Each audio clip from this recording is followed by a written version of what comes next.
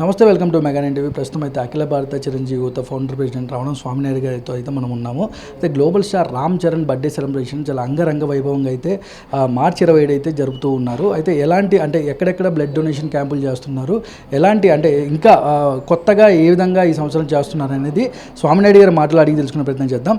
Sir చెప్పండి sir, అంటే ఎలా జరగబోతున్నాయి sir global star Ram Charan గారి బర్త్డే సెలబ్రేషన్స్? అందరికీ నమస్కారం.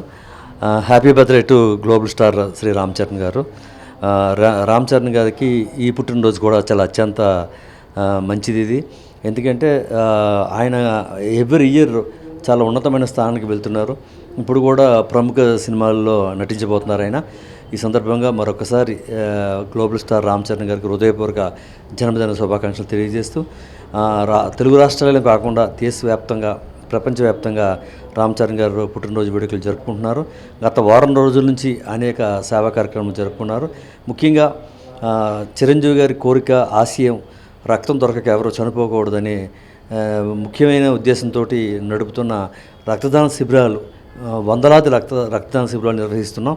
అన్నింటిలో కూడా మెగా అభిమానులు, జన సైనికులు అందరూ వచ్చి రక్తదానం చేస్తున్నారు. ముఖ్యంగా రేపు పుట్టినరోజు సందర్భంగా అధిక సంఖ్యలో రక్తదాన శిబిరాలు జరుగుతున్నాయి. రామ్ చరణ్ గారు పుట్టినరోజు సందర్భంగా రక్తదానం చేస్తున్న రక్తదాతలందరికీ హృదయపూర్వక కృతజ్ఞతలు, ధన్యవాదాలు తెలియజేస్తూ, అదేవిధంగా ఈ మండుటెండలో ఎండాకాలంలో త్రాగునీరు దొరకక ఎవరైతే ఇబ్బంది పడుతున్నారో, ఏదైతే మారుమూల గ్రామాలలో బాగా ఇబ్బందికి గురవుతున్నారో, లేకపోతే అసలు నీరు దొరకక చాలా ఇబ్బంది పడుతున్నారు, వారందరికీ కూడా త్రాగునీరు అందించే విధంగా అనేక గ్రామాలని దత్తత తీసుకుని ఈ 4 నెలలు మన ట్రాక్టర్స్ ద్వారాగా, ట్యాంకర్స్ ద్వారాగా, లేదా చలివేంద్రాలు ఏర్పాటు చేసి అనేక విధాలుగా ప్రజలు ఇబ్బందులు పడకుండా త్రాగునీరు సరఫరా కార్యక్రమం చేపట్టడం జరిగింది. అదేవిధంగా ఈసారి సరికొత్తగా రేపు ఒక కార్యక్రమం ప్రారంభించబోతున్నాం. విలువల బడి అని, ఏదైతే బిలో పవర్టీ లైన్లో ఉన్న పేద ప్రజలు ఉన్నారో వారందరికీ ముఖ్యంగా ఉద్దేశిస్తూ పల్లెటూరుల్లో, గ్రామాలలో స్కూల్కి వెళ్ళి వచ్చేసిన తర్వాత ఒక 2-3 అవర్స్ ప్రత్యేకమైన క్లాసెస్ నిర్వహించి విలువలతో కూడిన చైతన్యవంతమైన చదువులు ఏ విధంగా ఉండాలి, రెస్పెక్టబుల్గా ప్రజలకు కానీ అటు గురువులకు కానీ ఏ విధంగా మనం వ్యవహరించాలి, సంఘంలో ఏ విధంగా పేరు ప్రఖ్యాతులు తెచ్చుకోవాలి, ఉన్నత స్థానానికి వెళ్ళాలంటే ఏం చేయాలి, అనేక విధాలుగా ఒక ప్రముఖ సంస్థ సౌజన్యంతో ఈ విలువల బడి అని ఒక కొత్త కార్యక్రమాన్ని రామ్ చరణ్ గారు పుట్టినరోజు త్వరగా నంద్యాల పరిసర ప్రాంతాల్లో, గ్రామాల్లోని, అదేవిధంగా గుత్తి పరిసర గ్రామాల్లోని ప్రారంభించడం జరుగుతూ ఉంది. ఇది త్వరలో రాష్ట్రం అంతా, దేశం అంతా విస్తరింపజేసి రామ్ చరణ్ గారి పేరు మీద విలువల బడి అనే కార్యక్రమం చాలా ఉధృతంగా చేయాలని చెప్పి కూడా అనుకుంటా ఉన్నాం. అదేవిధంగా చెట్లు నాటే కార్యక్రమం కూడా అనేక ప్రాంతాల్లో పెట్టడం జరిగింది.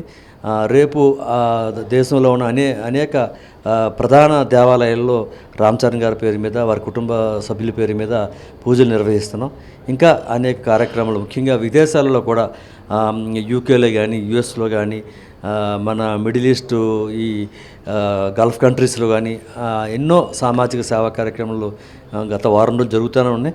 ఈ కార్యక్రమంలో పాల్గొంటున్న మెగా అభిమానులకు, సైనికులకు నా హృదయపూర్వక ధన్యవాదాలు తెలియజేస్తూ once again happy birthday to Shri Ram Charan గారు.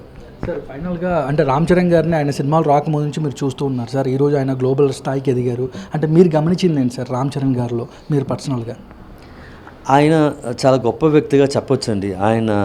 ఆయనకి ఎలా వచ్చింది ఈ మెగా కుటుంబంలో, ఇంత ఉన్నతమైన మనసు ఎలా వచ్చింది, ఇంత ఉన్నతమైన గౌరవభావాలు ఎలా వచ్చినాయి, ఒక పేదవాడిని ధనవంతుడు అనే డిఫరెన్స్ లేకుండా అందరినీ సమానంగా చూడటమే కాకుండా, ఎవరైనా ఆపదలో ఉన్నారంటే గుప్తదానాలు చేస్తూ వారిని ఆదుకుంటూ, పబ్లిసిటీకి దూరంగా ఉంటూ, ఎంతో విలువలతో కూడిన గొప్పగా ఉంటున్నారు ఆయన. ప్రతి ఒక్కరిని ఎంతగానో గౌరవిస్తూ ఉంటారు, ఎప్పుడూ కష్టపడుతూ నటిస్తూ ఉంటారు. అదేవిధంగా కుటుంబానికి ఎంతో వాల్యూ ఇస్తూ ఉంటారు. ఇటువంటి అరుదైన హీరో చాలా అరుదుగా ఉంటారని చెప్పొచ్చండి. Thank you sir, thank you so much.